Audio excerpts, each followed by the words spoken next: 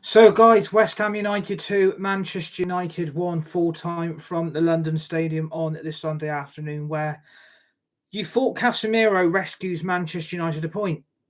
And you think to yourself, do you know what? Let's take the point. It's not a win. It's not the 3 points. At least we've been able to rescue the game. And time and time and time and time again, this is what happens where you pick players that are not good enough to play for this football club.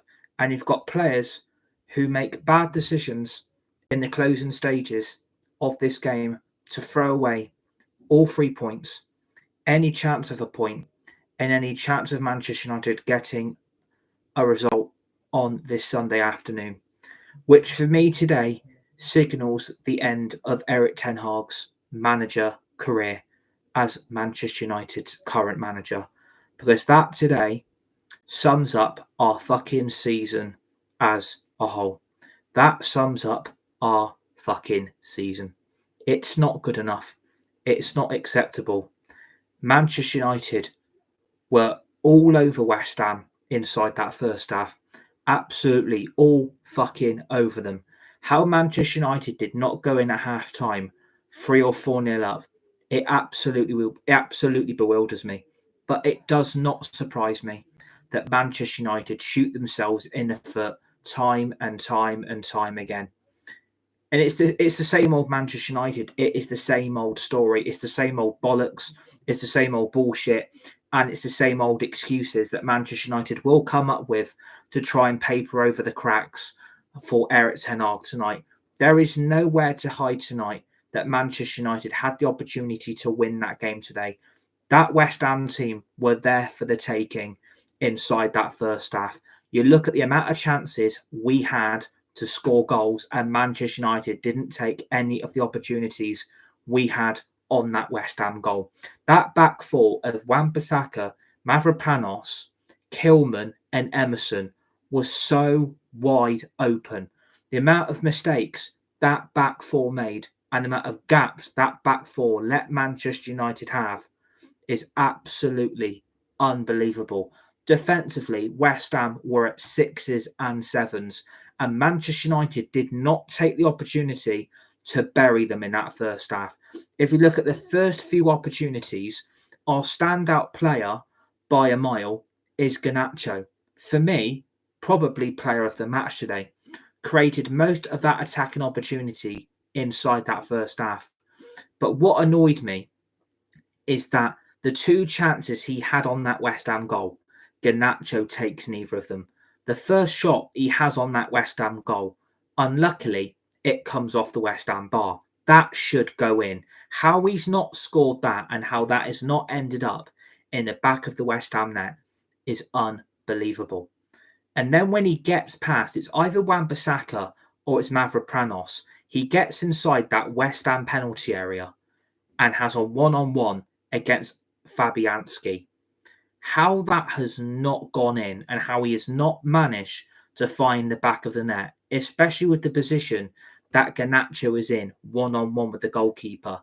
How that is not ended up in the back of that West Ham net is absolutely unfucking believable.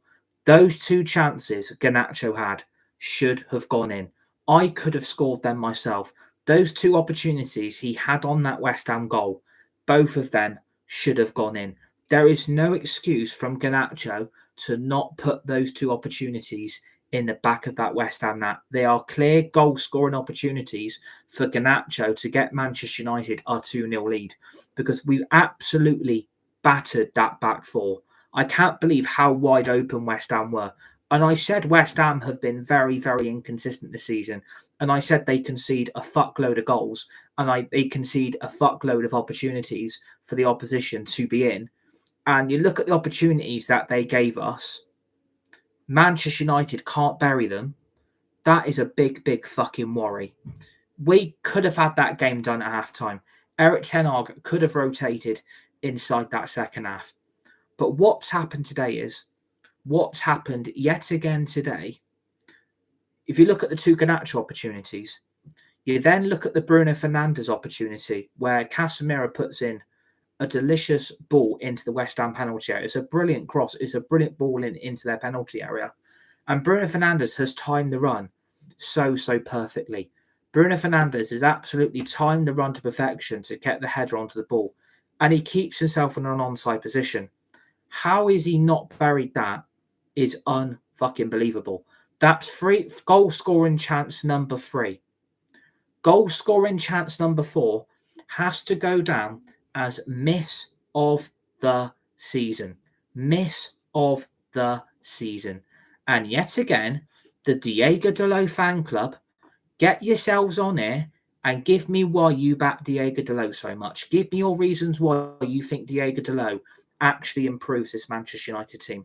Because the miss of the season goes down to Diego Dalot today. The opportunity he has through one-on-one, no one's around him, no West Ham centre-backs are near him. West Ham have got a 3-on-1 situation from Manchester United attacking side to prevent that ball ended up in the back of the West Ham net. Diego Dalot flicks the ball past Fabianski. The net is empty. The net is empty. How Diego Dalot has missed from inside the West Ham penalty area and how he has blazed that ball over the West Ham bar where he's got an empty net to aim at. And he absolutely times the flick over Fabianski magnificently. You have to give Dalot that. He times the flick because that could have ended up as a foul. He flicks the ball round Fabianski and you think to yourself, all Dalot has got to do is put that ball into the back of the West Ham net.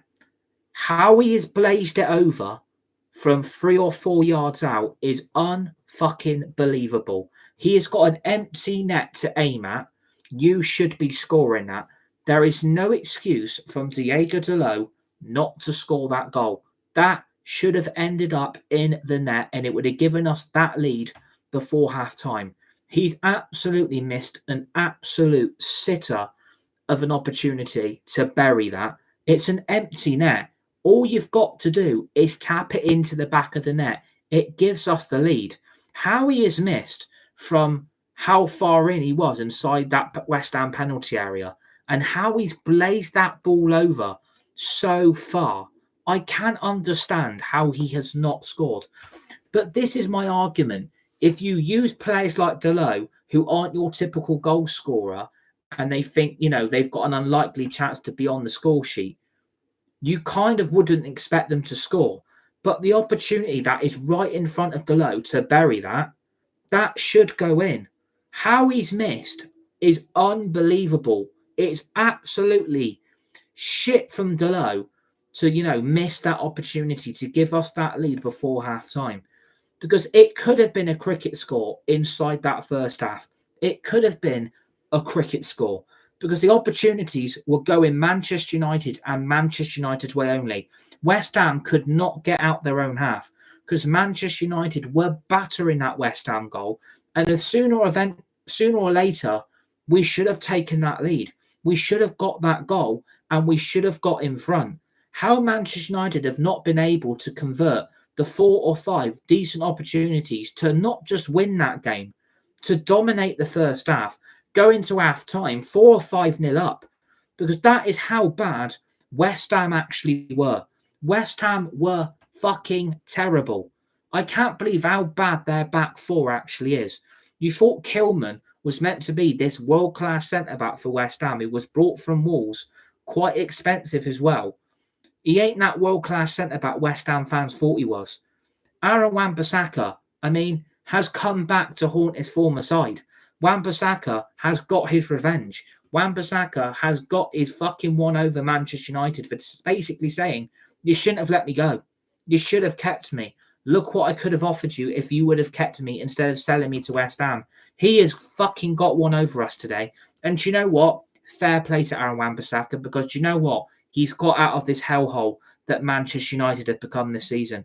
It is getting worse. The situation we are now in is bleak.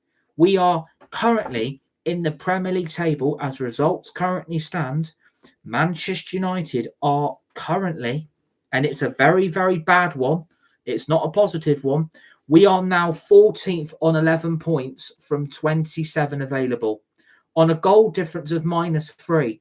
We're only 7 points clear of the current bottom three.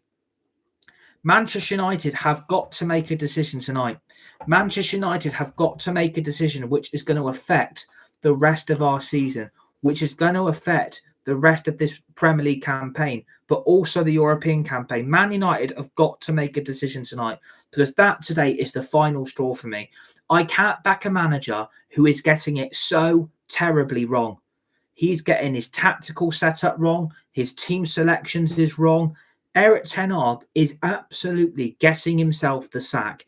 And he's basically played it very, very well. He's played it so well today that he's exposed himself as a manager that is too afraid or has got no balls or no guts to make a decision regarding certain favouritism amongst certain players who should not be starting games for this fucking football club. Man United have got to make a decision that is going to be the correct one for the rest of this campaign, because it's been a shit one anyway. But Manchester United, you're going to have to get on with it now and fucking sort this out. There is no way Erik ten Hag can survive this tonight. If he is still in charge for Wednesday's game against Leicester in the Carabao Cup 4th round, we are making a massive, massive mistake where the manager has basically, for me, has lost it today. How we went with an unchanged team for the team that played against Fenerbahce on Thursday night in the Europa League, how he has not managed to recognise how shit we were on Thursday. And there was a lot of fans and a lot of Man United supporters absolutely waxing lyrical and celebrating a point on Thursday, thinking, do you know what? It's not a bad result. At least we didn't lose the game, and at least we've managed to get something away from Turkey, which is a hell place to go to try and win a game of football. At the end of the day, that wasn't a positive result. That was a negative result, and Manchester United have picked 3 points up from 9 in their first 3 Europa League games. If you're calling that acceptable, then your standards are as low as this fucking football club, because 11 points from 27, that is relegation form. That is bottom 3. That is Manchester United failing to improve this season. We haven't improved. We have got worse. We have fallen off so far. And what I'm fuming about that team selection, there was 3 key areas Erik ten Hag failed to get that right today. There is 3 key areas in that team that ten Hag massively neglected. How Amad Diallo is not starting games for this football club is unbelievable. We honestly thought that Amad Diallo was meant to be the winger for the right wing solution. We thought Amad Diallo was meant to be the future for this football club. And we thought Amad Diallo was meant to be the player going forward that Manchester United would use on a more regular basis. Based on today, Amad Diallo should have been starting that game. Amad should have been starting. How Amad didn't see any minutes against Porto, didn't see any minutes against Brentford, and hasn't hardly seen 90 minutes today is unbelievable. What is the point of Amad Diallo wasting his career at this football club? What is the point? Because there's rumours that we're going to give him a new contract. There's rumours that he wants to move in January on loan because he's not getting first team football. If I was Amad Diallo, get yourself out of this, mate, because you're bigger and better than this. Your talent's being neglected. The manager is not seeing what you offer. The manager is clearly neglecting what you could offer this team going forward. And the manager clearly favours Garnacho and Rashford over you. Get yourself out and get yourself to a club that are going to see the talent and the quality that you've got. Because you're not going to get picked. You're not going to get selected. If it was me, I would have picked Amad today. I think it's a massive, massive mistake that we've not got a left-footed right winger in that team. Because the opportunities we had in that first half, if you would have got Amad in that situation, we would have created even more goal-scoring opportunities to bury that West Ham team. Because like I said, it could have been 5, it could have been 6, it could have been 7. West Ham weren't exactly offering any quality inside that first half. And when they got booed off, You honestly thought the onslaught would have come from Man United in the second half, and he would have tried to have rescued that game and tried to go on and win it. How we've lost, it doesn't surprise me we've lost. I was nervous about today. I said Manchester United wouldn't get a result. I said we wouldn't win, and I was optimistic we might get something. At the end of the day, my gut feeling has got us in the correct position again, that we do deserve to lose. We do deserve to lose this game today. The opportunities are a joke that we don't take. That is on the players for not getting their heads up and not being able to convert the chances that they've created. That is on the players. But when you've got a manager that doesn't pick the correct players and favours his favourites, this is the type of results, Erik, that are going to get yourself sacked by Ineos. And I think you're going to get it. I mean, well done for getting yourself the sack. Well done for getting your payoff. And well done for fucking up this football club. Because I tell you what, like I said about Ahmad, I would have started him today. There would have been more opportunities to score inside that first half. And a left-footed right winger could have created more opportunities inside that West Ham penalty area. Amad Diallo is getting neglected. Ahmad is getting neglected by this football club because of this manager. Whatever is going on at this football club, clearly Man United do not rate Ahmad. Clearly, they don't see the potential, they don't see the hype, and they don't see the quality. They clearly don't rate him, and they don't want him here, and they want to move him on. With 1 year left on his contract, we could lose him for free at the end of the summer. I hope every Man United fan fucking realises that. We are going to lose Ahmad on a free contract at the end of the season because of this football club letting good players go for free without a sell-on value. Ahmad should be starting this game. But again, who does Erik ten Hag favour? Walk on down Marcus Rashford. Again, that front three is unbalanced because you have got Marcus Rashford playing on the right. What has Marcus Rashford done against Brentford? What did he do against Fenerbahce in midweek? What did Marcus Rashford offer this football club today? Absolutely fucking nothing. Whatever's going on at this club, that Marcus Rashford has to be picked every game. He has to be starting. He can't be on the bench. He has to be put on that right wing. What is the ambition of that? Where is the ambition for this football club to call this out? You're playing Marcus Rashford on the right wing. And don't give me, well, we've got nowhere else to put him across that front three because he's put Garnacho on the left. Marcus Rashford should not be starting games for this club, and rightfully and deservedly got dragged off with 20 minutes inside that second half, and he deserved to be dragged off. There's not a player there with any emotion. There's not a player there with any fight. There's a player there who doesn't give a fuck. There's a player there fucking showing to everyone that he doesn't give a shit.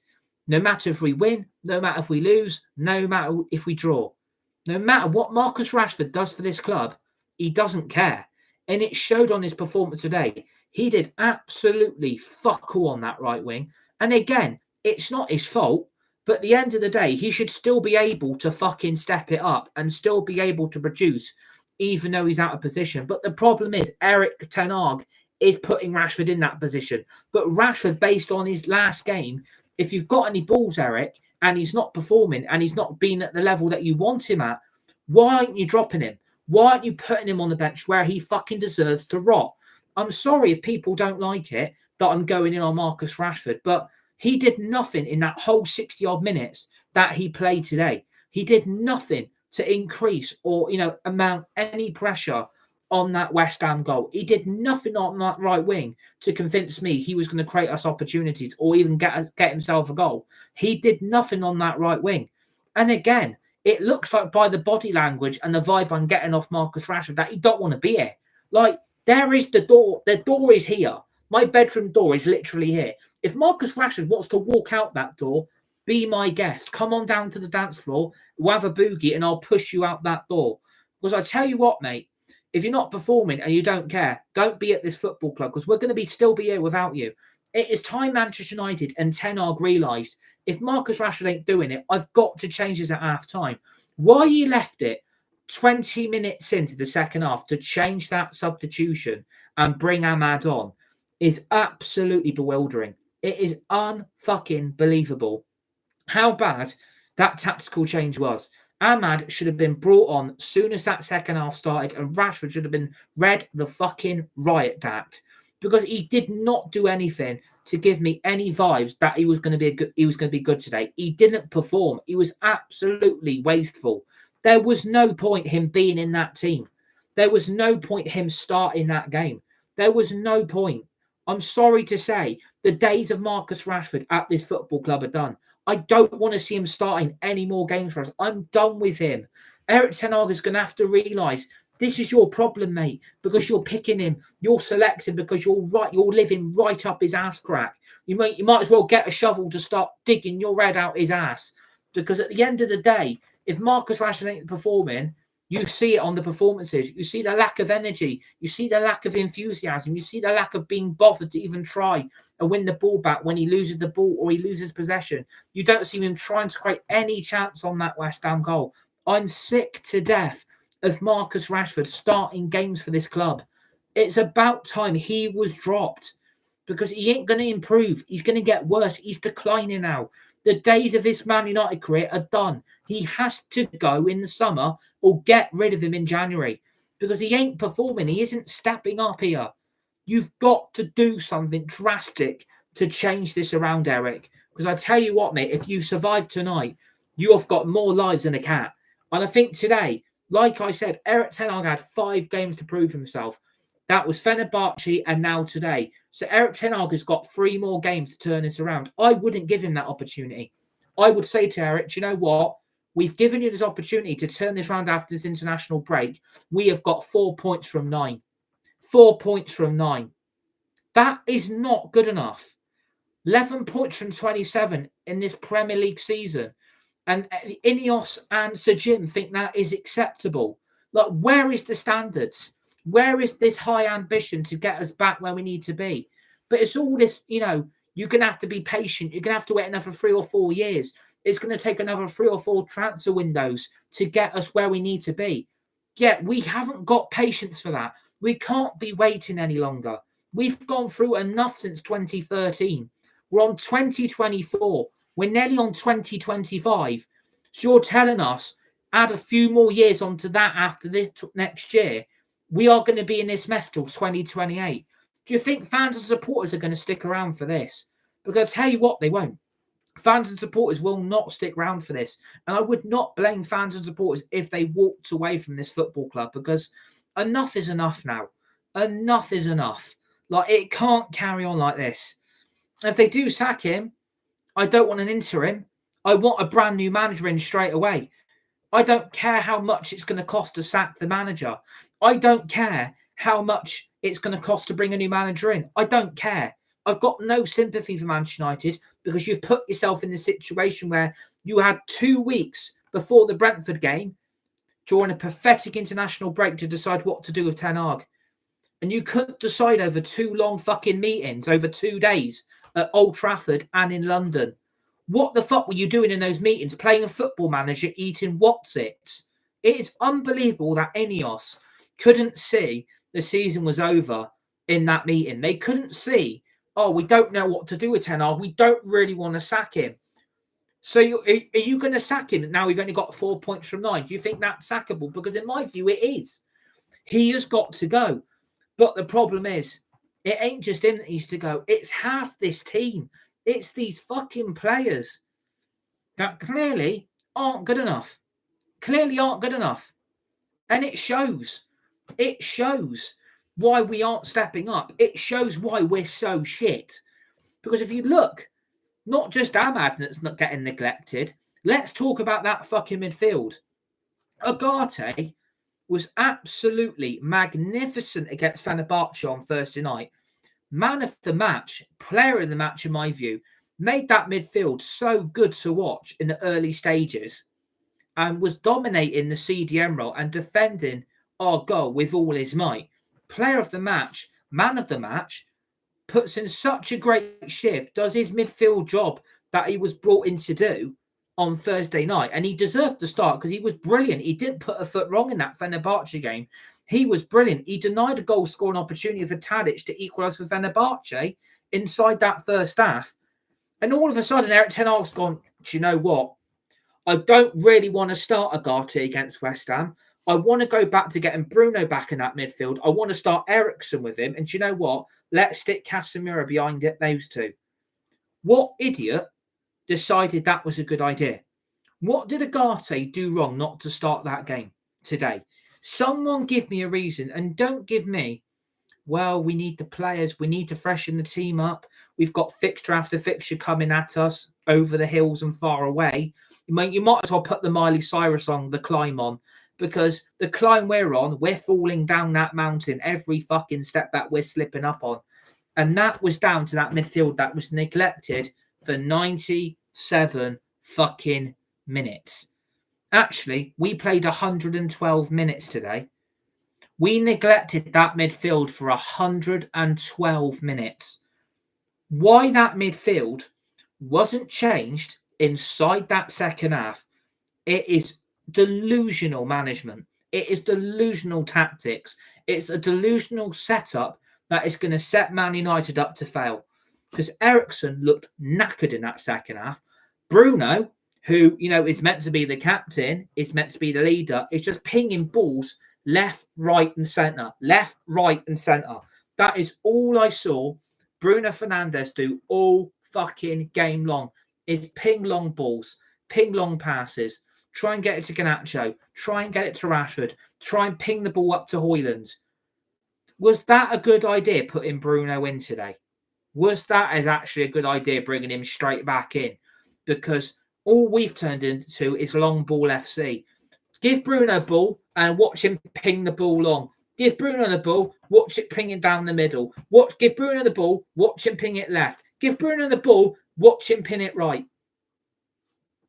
That is all I saw from that midfield.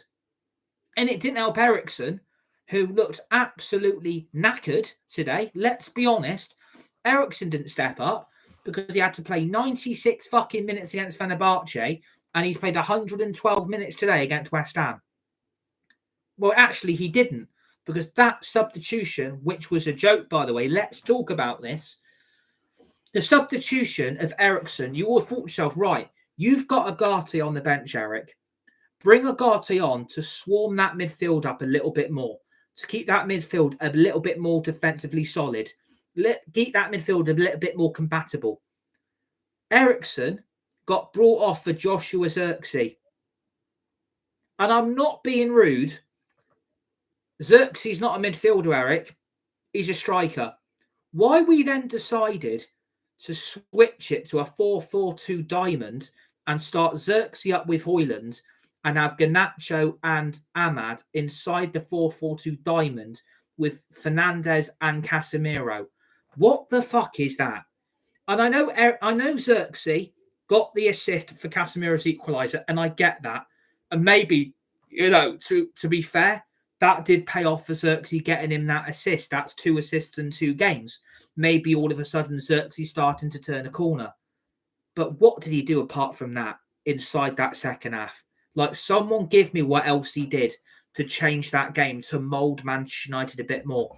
What did ZIRKZEE really offer Manchester United? Someone give me an answer. Because I tell you what, he may have got an assist for Casemiro to get us back on level terms. But I'm sorry to say, apart from that, nothing else convinced me in that second half that ZIRKZEE is the answer. And people need to realise it's my view, it's my opinion, and it has to be respected like I respect all of your opinions. But that's all ZIRKZEE did, was get the assist for Casemiro. Nothing else happened after that. We couldn't get in the ball because he was too busy not fulfilling the striker position next to HOJLUND. And I don't understand, because that don't work. Playing 2 strikers in a 4-4-2 diamond setup, it doesn't work. So why that substitution of Eriksen for ZIRKZEE? It might have paid off. You think to yourself, do you know what? We've got back on level terms. Let's go on and win this game. Let's go on and win this game. We have to go on. We've got the equaliser. Let's get a win. Let's get the 3 points. Let's get this result. But I just can't believe that Ugarte was dropped. That's what's fucked me off today. Ugarte and Ahmad should both be starting games for this club.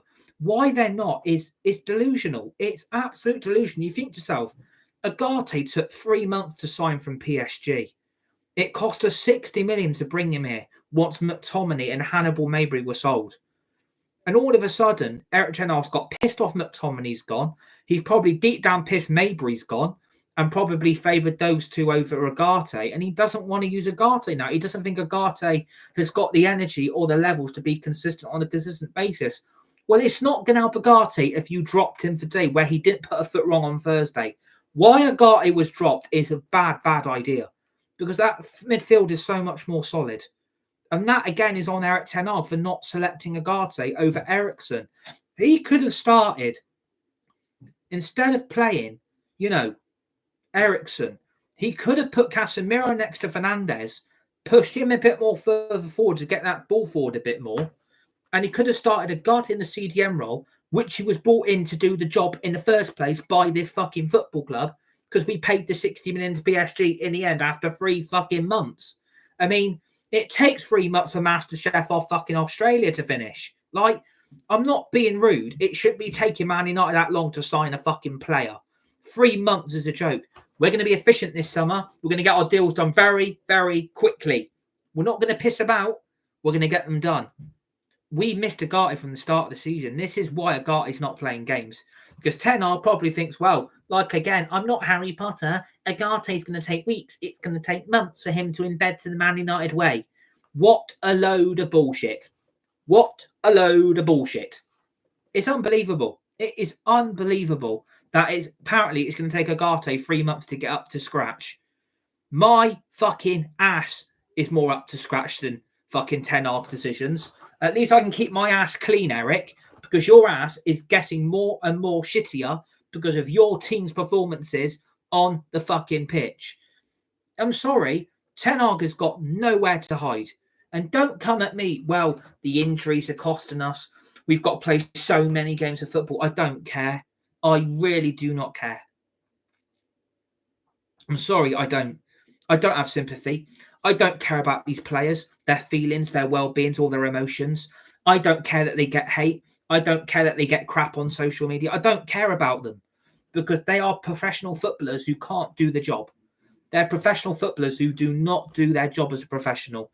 They surrender, wave the white flag, and give up when the going gets tough. This is the story of Manchester United. These players give up, we lose the game. They drop the Reds, morale drops, confidence falls to the floor, heads drop to the floor, they give in. I'm sorry.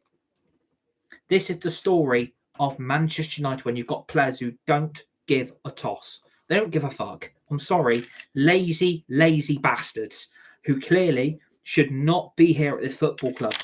And for the 2 West Ham goals, well, the first goal is, again, abysmal defending by you-know-who, Diogo Dalot, who doesn't anticipate that Somerville is free at the back post. Again, another back post goal conceded by a shit Diogo Dalot who cannot defend. How he does not see Somerville free at the back post, unmarked, with a free chance on goal, and it's already too little too late because Dalot is nowhere near him. Dalot is at fault for the first West Ham goal. Diogo Dalot cannot defend. He can't attack. He can't do fuck all. And this is why. This is why.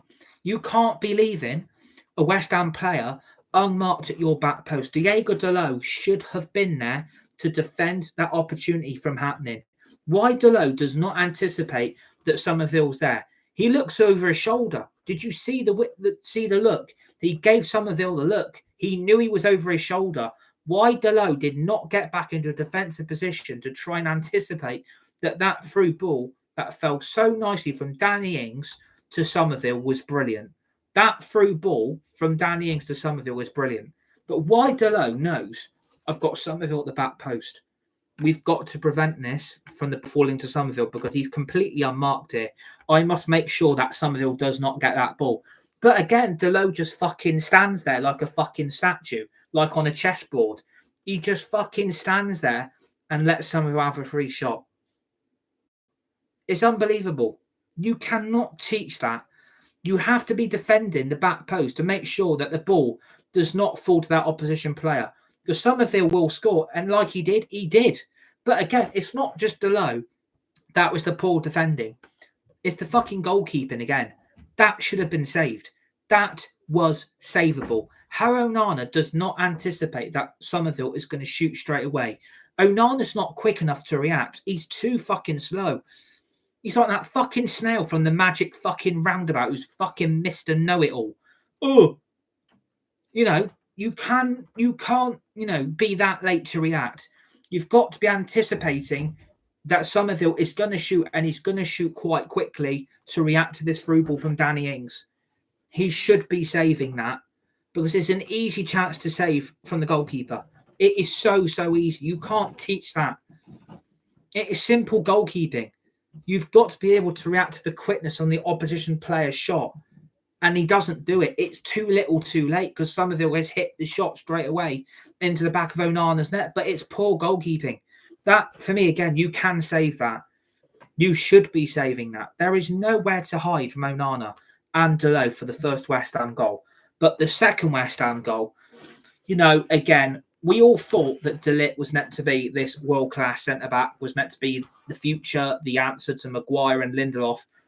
What is DALOT thinking of fouling Danny Ings inside our penalty area in the 90th minute? What is DALOT thinking of fouling Danny Ings inside our penalty area when we've basically got a point?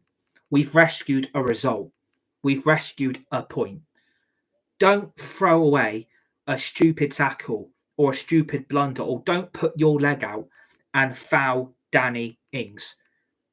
For me, it's a stone wall penalty. I'm not going to argue this. It is a stone wall penalty. DALOT gets to Danny Ings first. DALOT fouls him. It's a clear foul. It's a clear penalty. DALOT should be knowing better. You do not foul a player inside your penalty area when you've basically got Manchester United a point. You do not put your leg out to bring that player down. And it did take a while for VAR to get that. It did take a long time for that decision to be made. And it did take an awful lot for that penalty to be given. It is a stonewall penalty.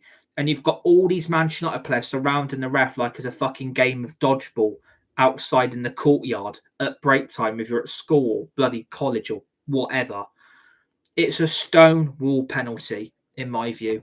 DALOT has fouled Danny Ings. DALOT has got to Danny Ings first before the ball. He's poked his leg out. He's pushed. He's clipped his knee onto Danny Ings' leg. He brings Danny Ings down. It's a stonewall penalty. Because, you know, you can't be doing that in the 90th minute where we've got ourselves a point. It's just fucking idiotic defending once again from our back four. The back four are at fault for both goals. Again, they are at fault for both fucking goals. And this is the problem. When you've got a shit right back and a shit left back, well, we don't actually have a left back. We've got DALOT at left back. And again, where it went wrong, in my view, where it went wrong was when Mazraoui went off injured. And again, it looks like he's done his knee, which means Mazraoui is now going to be out for quite a long time. I don't know what the knee injury is, what the extent of the knee problem he's got, but he clearly felt something. He clearly felt something in his knee, and he had to be brought off. But again, you've gone from Mazraoui to Lindelof. I mean, that is where it all went wrong, in my view. That is where it all went fucking wrong. Bringing Mazraoui off for Lindelof. I mean, the options Ten Hag had on that bench. So, you know, at least bring on quite a sensible sub. He brings Lindelof on for Mazraoui. And it's just like, we're putting DALOT at right back again and Lindelof at left back. We needed a left back. But guess what, ladies and gentlemen? There was a left back on our bench. You say, what? There was a left back on our bench. Slow Sports News. Jim White, yellow tie. There was a left back on our bench. Harry AMASS was on the bench. So why couldn't we have started a left back today when Harry AMASS is a left back? So you're telling me you've neglected the left back position for Lindelof, for Mazraoui, and you've put DALOT back up to right back. where AMASS was available for selection. AMASS was available to play, and Ten Hag has been moaning about the left-back position as being a problem and the injuries are costing us. But AMASS is available. How he didn't start AMASS at left-back is unfucking believable. If he's fit to play, he should be picked. Clearly, Ten Hag doesn't rate Harry AMASS. Probably doesn't think, well, he's not ready yet. We want to bed him in. It's going to take a bit of time. But if Harry AMASS is ready to step up, let him do it and let him make an impact. Let him do the job at left-back that you've been banging your drum about, that left-back's been a problem. Left-back's been an issue. Left-back is causing me problems. It's not helping us defensively. There's a left-back on that bench you could have used, and you've neglected them as well. So, that again is on the manager because he is picking his players. He is picking his team, and he's clearly unbalancing everything when he doesn't pick Ahmad, he doesn't pick UGARTE, and he didn't pick AMASS. All three of them could have started today. I think you had a better manager with a better tactical setup and a better tactical way of playing. You would have seen AMASS at left back. You would have seen UGARTE starting, and Ahmad would have started as well. You wouldn't have seen Rashford. You wouldn't have seen DALOT. And you wouldn't have seen Eriksen. But then, again, this is the manager's way of picking his favourites, living up the ass of his players, living up their crack and kissing it for them. Basically, giving them a bit of one-to-one on the side. That is what I get from this manager. He doesn't care about, I have to pick these players. I make the decisions. But your decisions, Erik, aren't correct. You're neglecting the performances on the pitch because of your favouritism and your love and your support towards certain individuals in that team. You can't be doing that. That has fucked us up today. Dropping UGARTE was a massive, massive mistake. And I think this is where it's gone wrong. I think putting MAZRAOui back at right back, even though he started at left back today, where it should have been DALOT or it should have been AMASS, was a mistake. I think not starting UGARTE, for me, it crucified the performance. It really, really crucified the performance. And I think that is where the midfield got absolutely lost in the 112 minutes of football. The midfield just got absolutely left for shit. He got left for dead in the end. We had two midfielders to do a job in the end. We had two midfielders doing that midfield role because of Ten Hag's decision to bring off Eriksen for Joshua ZIRKZEE. And Ten Hag probably got his dick out about it, thinking, bloody hell, this ZIRKZEE substitution's paid off. He's got the assist for CASEMIRO's equaliser. Yeah, but you've let the midfield then get overrun, Erik. You've let the midfield be completely wide open. You've let the midfield be opened up again because we've got only two midfielders trying to support a front four. That did not work. That is where we couldn't win the game. We didn't have that extra midfield quality to be able to win that game, to get that ball a bit more quicker towards our front four, because we ended up playing a fucking front four inside the end of that second half. We decided to go with a front four, which unbalanced everything again, because the midfield couldn't get the ball to the front four. Rasmus looked out of place. Joshua ZIRKZEE didn't look comfortable. Garnacho was doing everything on his own. Ahmad, I think the bright spot today is that, Garnacho has to be the firm left wing starter. That is the only positive I can take from today's game, is that Garnacho was our best player. And I'm giving him player of the match because this isn't Garnacho's fault. This is based on the whole team fucking up his potential, not helping him enough, not, giving him, criticism for him not taking those two goal scoring opportunities, which he should have taken. He should have took. But that's the problem. There's not enough consistency. We're not putting the ball in the back of the net. Our wingers are selfish with the ball. They don't get the ball to Rasmus HOJLUND. He was very quiet again today. Didn't have any impact inside that first half or that second half. But again, it's Ten Hag picking his favourites. Ten Hag picked the team today. That team lost us the game. Not using UGARTE, not using Ahmad, and not using Harry AMASS. I think this is why we lost this game. This is why we've ended up with a defeat and not a point. Is Ten Hag mistreats certain players. He treats Ahmad with disrespect. He's treated UGARTE like shit since he's been here. and he's treated Harry AMASS like he's still back at school. Those three should have started today. Not Eriksen, not Rashford, and not DALOT. But that's Erik Ten Hag for you. So I hope you've enjoyed this live full-time reaction. Please hit the like button, the share button. Please keep subscribing to the channel, United Red Devils 20. Share the video, hit the tweet button, hit the retweet button. And to always remember the notification bell. If you put that bell on, we've got loads of brand new content, videos, shorts, and live stream planned for the last 2 months in 2024 this year, in November and in December. And if you want to be part of that content, please subscribe, put your notification bell on, and please hit that like button.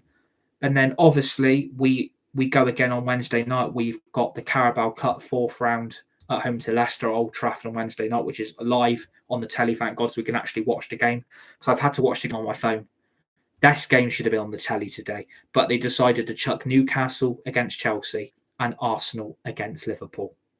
That says a lot. And yet we've got that look ahead for Wednesday night, probably tomorrow evening, where we're going to look at the Carabao Cup 4th round between Manchester United and Leicester City and the Old Trafford lights on Wednesday night. But enjoy your weekend. Enjoy your Sunday evening. Stay safe, be nice, and be kind to each other. You're all legends, you're all legendary. West Ham United 2, Manchester United 1. Surely Erik Ten Hag gets the sack tonight. Get it done, Manchester United.